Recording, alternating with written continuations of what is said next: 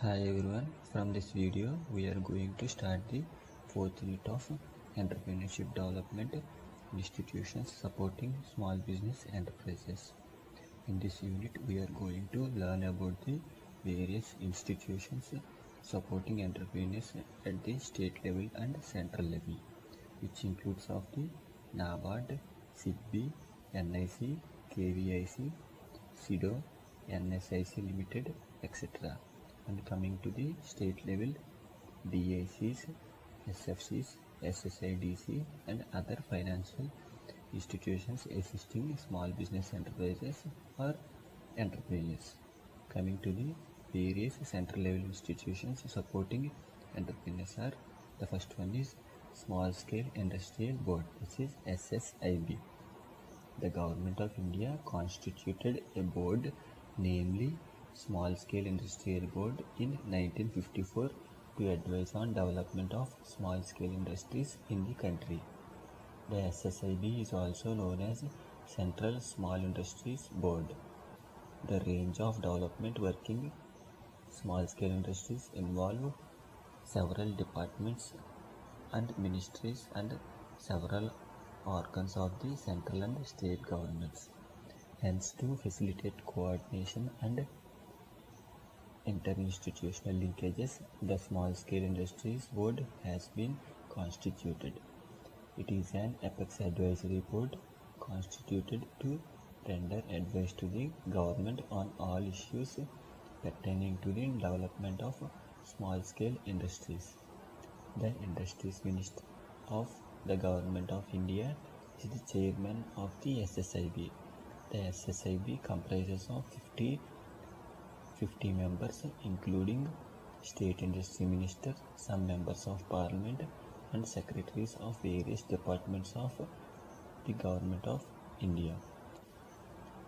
Along with these, some other financial institutions, public sector undertakings, industry associations, and eminent experts in the field also be a part of the SSIB.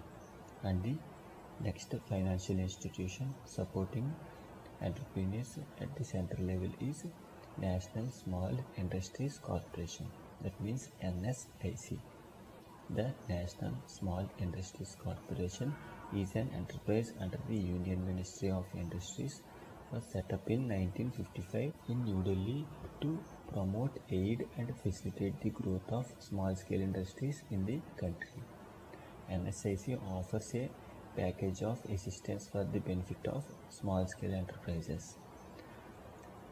As established in the 1955 by Government of India, the main objective to promote, aid and forecast the growth of the SSIs in the country.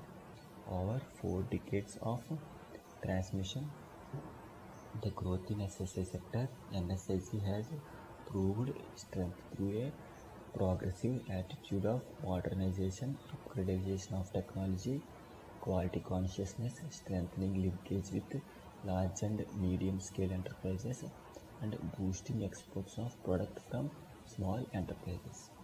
The main objectives of the NSIC can be explained as below. They are single point registration, information service, raw material assistance, meeting credit needs of SSI, performance and credit rating.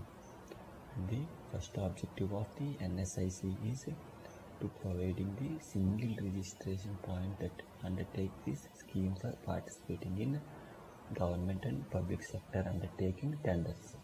And the next one is information service.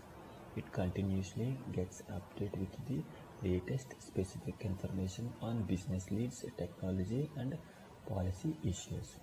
And the next objective of NSIC is raw material assistance. It fulfills raw materials requirements of small scale industries and provides raw material on convenient and flexible terms.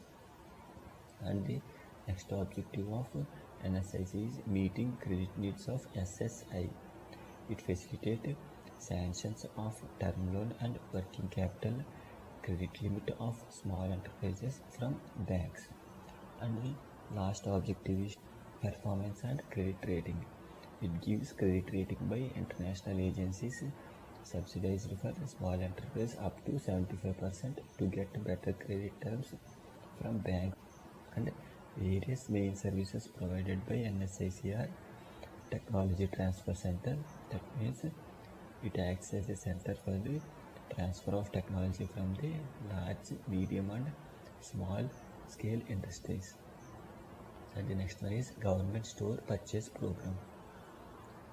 To encourage the SSIs under the NSIC, the government will purchase all the goods and services produced by these small scale industries under NSICs, and assistance for procurement of raw material. It helps the small scale industries to buy the raw material and provide assistance at the time of purchasing the raw materials. And the next one is Financial Assistance Scheme. It provides the financial assistance in the form of borrowings from the nationalized banks, etc. And the last one is Machinery and Equipment. It provides the machinery and equipment on hire or lease method to support the SSIs in the form of burden of purchasing these machinery and equipment for a long time. And the next central level institution supporting the entrepreneurs is Small Industries Development Organization. It means SIDO. SIDO is created for development of various small scale units in different areas. SIDO is a subordinate office of Department of SSIs. It is a nodal agency for identifying the needs of SSI units, coordinating and monitoring the policies and programs for promotion of the small industries. It undertakes various programs of training, consultancy, evaluation for needs of SSI, and development of industrial estates. All these functions are taken care with 27 offices, 31 small industry service institutions, 31 extension centers of these small industrial service institutions, and 7 centers related to production and process development. The activities of SIDO can be divided into 3 categories. They are coordination activities of SIDO, industrial development activities of SIDO, and management activities of SIDO. While coming to the coordination activities of SIDO, to coordinate various programs and policies of various state governments pertaining to small industries, and to maintain a relation with Central Industries Ministry, Planning Commission, State Level Industries Ministry, and other financial institutions. And the last one of coordination activity is implement and coordinate in the development of industrial estates. And various development activities of SIDO in the industries is develop import substitutions for components and products based on the data available volume wise and value wise imports, to give essential support and guidance for the development of ancillary units, and to provide guidance to SSI units in terms of costing market competition, and to encourage them to participate in the government stores and purchase tenders. And the last development activity of SIDO in industrial sector is to recommend the central government for reserving certain items to produce at the SSI level only. And the various management activities of SIDO are to provide training, development and consultancy services to SSI to develop their competitive strength, to provide marketing assistance to various SSI units. It also assists SSIs to selection of plant of machinery, location, layout design and appropriate process. And the last management activity of SIDO is to help them to get updated in various information related to the small scale industries activities. And the next central level institution providing the financial support to the entrepreneurs is KVIC, that means Kali and Village Industries Commission. It is charged with planning, promotion, organization and implementation of the program for the development of khadi and other village industries in the rural areas in coordination with other agencies engaged in rural development. KVIC is entrusted with the task of providing financial assistance to institutions or persons engaged in the development and operation of khadi and village industries and guide them through supply of designs, prototypes and other technical information. And coming to the next central level institution is National Science and Technology Entrepreneurship Development Board, NSTEBD. It was established in 1982 by Government of India. It is an institutional mechanism to help promote knowledge-driven and technical intensive enterprises.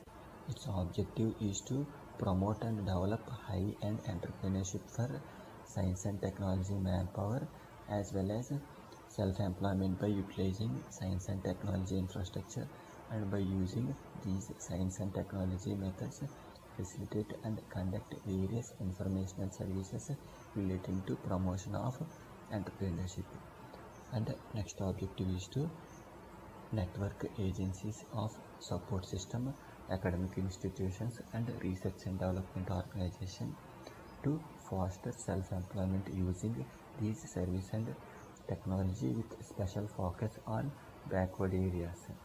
Also acts as a policy advisory body with regard to entrepreneurship. And the next type of central level institution is NABARD, which is a National Bank for Agriculture and Rural Development. NABARD, that is National Bank for Agriculture and Rural Development, is an apex development bank in India having headquarters based in Mumbai and other branches all over in India. It was established on 12th July 1982 by a special act by the Parliament, and its main focus was to uplift rural India by increasing the credit flow for evaluation of agriculture and rural non-farm sector. It has been accredited with matters concerning policy, planning and operations in the field of credit for agriculture and other economic activities in rural areas of India. RBI sold its stake in NABARD to the Government of India, which now leads to 99% stake. And role of NABARD is the apex institution in the country which looks after the development of the cottage industry, small scale industry and village industry and other rural industries. NABARD also reaches out to allied economies and support and promotes integrated development.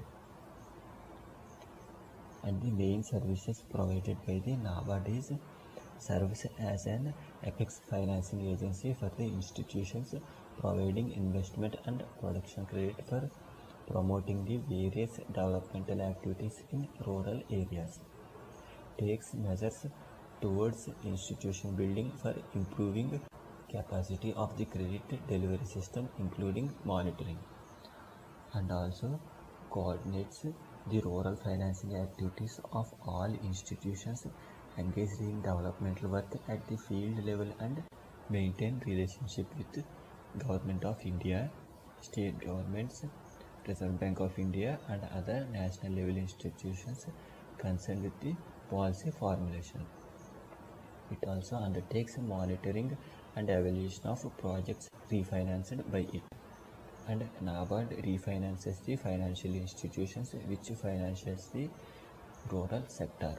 It also serves the institutions which help the rural economy. NABARD also keeps a check on its client institutions. It regulates the institution which provides financial help to the rural economy, and also it provides training facility to institutions working the field of. It regulates the cooperative banks and the RRBs, that is regional rural banks. And NABARD's refinance is available to state cooperative, agriculture and rural development banks, that are SCARBS and SCBs, that is state cooperative banks, RRBs, regional rural banks, and CBs, commercial banks, and other financial institutions approved by RBI, while the ultimate beneficiaries of investment credit can be individuals, partnership concerns, companies, state-owned corporations or cooperative societies, and production credit is generally given to the individuals. While it also has 6 training establishments. NABARD is also known for its SHE bank linkage program, which encourages India's banks to lead the self-help groups. Because SHCs are composed mainly to poor women, this has evolved into an important Indian tool for microfinance. NABARD also has a portfolio of natural resource management programs involving diverse fields like watershed development, tribal development, and farm innovation through dedicated funds set up for the purpose. And the next central level institution providing the support for the small business enterprises and the entrepreneurs is IDBI, that means Industrial Development Bank of India. IDBI is an Indian financial service company headquartered at Mumbai of India. RBI categorized IDBI as an other public sector bank. It was established in 1964 by an Act of Parliament to provide credit and other facilities for the development for the Indian economy. It is currently 10th largest development bank in the world in terms of the reach of 1514 ATMs, 923 branches, including one overseas bank at DIFC Dubai, and 621 centers, including 2 overseas centers at Singapore and Beijing.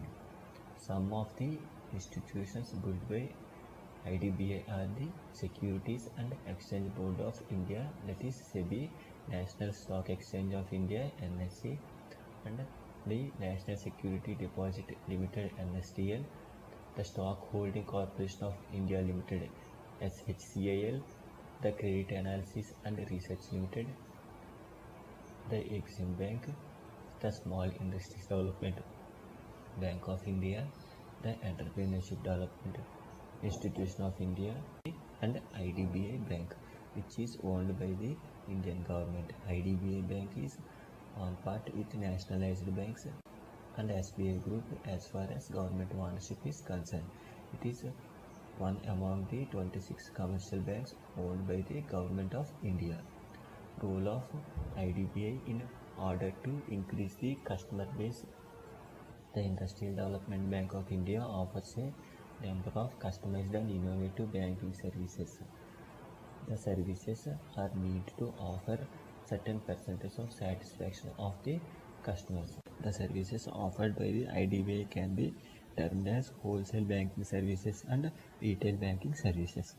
While under the wholesale banking services, cash management transactional services and the trade services are being provided. Under the retail banking services, single window services has been provided with the services offered by the IDBI. Under the wholesale banking services, it provides the cash management transactional services, that is finance of working capital, agro-based business transactions. And coming to the second type of wholesale banking services, they are trade services. The wholesale banking services of trade services are important source of income in the number of infrastructure projects such as power, transport, telecom, railway, roadways and logistics. Under the retail banking services, the IDBI is also a leader in the retail banking services. The net interest income amounted at around 2,166 crores, while the net profit amounted to the around 187 crores. The main objective of the retail services is to provide high quality financial products to the target market to give the one-stop solution to the banking needs. The retail products offered by the bank includes the housing loan, personal loans, security loans, mortgage loans, educational loans, merchant establishment overdrafts, holiday travel plans, commercial property loans, etc. Under the single window scheme, the purpose is to provide both term loan for fixed assets and loan for working capital through a single agency. The total working capital requirement of such units, inclusive of all fund-based facilities, to be taken into account for determining the working capital facility eligible for refinance. And eligible borrowers, entrepreneurs setting up new projects in MSc, technology of upgradation, and potentially viable sick units undertaking rehabilitation scheme norms. Scheme operated through SFCs, twin function of IDCs, scheduled commercial bank, eligible state cooperative banks, scheduled urban cooperative bank loans, etc., but not exceeding a limit of 2 crores. And various other financial institutions providing the support at the central level are NPCs, NISIET, NIESBUD, and EDIs. And coming to the NPCs are National Productive Council, autonomously institutions functioning under the overall supervision of Ministry of Industry, that is Government of India. Primary objective is to act as a catalyst in enhancing the product of all sectors of the economy, including industry and agriculture. The NPC is administered by the Governing Council, which has equal representation from the government, industry, and trade unions. It is active in the field of consultancy and training and has a number of specialized divisions to provide tailor-made solutions to agriculture and industry. These divisions, manned by trained consultants, deal with issues related to the industrial engineering, plant engineering, energy management, HRD, informal sector, agriculture, and so on. NPC is a member of the Asian Productivity Organization of Tokyo, an umbrella body of all productivity council in Asian region. To channelize enterprise of NPC to small scale and informal sector, SIDBI has tied up with NPC for enhancing technology in small units. And the next type of central institution is National Institution for Small Industry Extension and Training, that is NISIET. It was set up in early 1950s. It acts as an important resource for information center for small units and undertakes research and consultancies for small industry development. It is an autonomous arm of the Ministry of Small Scale Industry. The institution achieves its objective through training, consultancies, research, and education to extension and information services. In 1984, UNIDO has recognized NISIET as an institute of meritorious performance under its Center of Excellence scheme to extended aid. And the next one is National Institute for Entrepreneurship and Small Business Development. NIESBUD is an autonomous body under the administrative control of the Office of the Small Scale Industries, and it is established in 1983 by the Ministry of Industry of Government of India as an apex body for coordinating and overseeing the activities of various institutions, agencies engaged in entrepreneurship development, particularly in the area of small industry and business. The policy, direction, and guidance to the institution is provided by the Governing Council, whose chairman is the Ministry of Small Scale Industries. Besides conducting national and international training programs, the institute undertakes research studies, consultancy assessments, development of training aids, etc. And the last type of center level institutions supporting the small business enterprises and entrepreneurs are the Entrepreneurship Development Institute of India, that is EDI, an autonomous and non-for-profit institution set up in 1983, is sponsored by Apex Financial Institutions, that is the IDBI Bank Limited and IFCI Limited. Commission appointed the EDI as an expert agency to develop curriculum on entrepreneurship, and its objective is to inculcate the spirit of entrepreneurship among youth and promote microenterprise at rural areas. And it also objective to participate in institutional and the argument supply of trainers, motivators for entrepreneurship and development. It also aims at to the contribution to the creation and dissemination of new knowledge and insight into entrepreneurial theory and practice through research.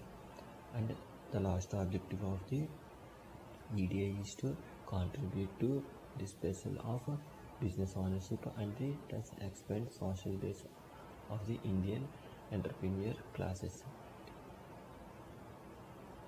And it also aims to improve managerial capabilities of small-scale industries and generate multiplier effect on opportunities for self-employment. Thank you.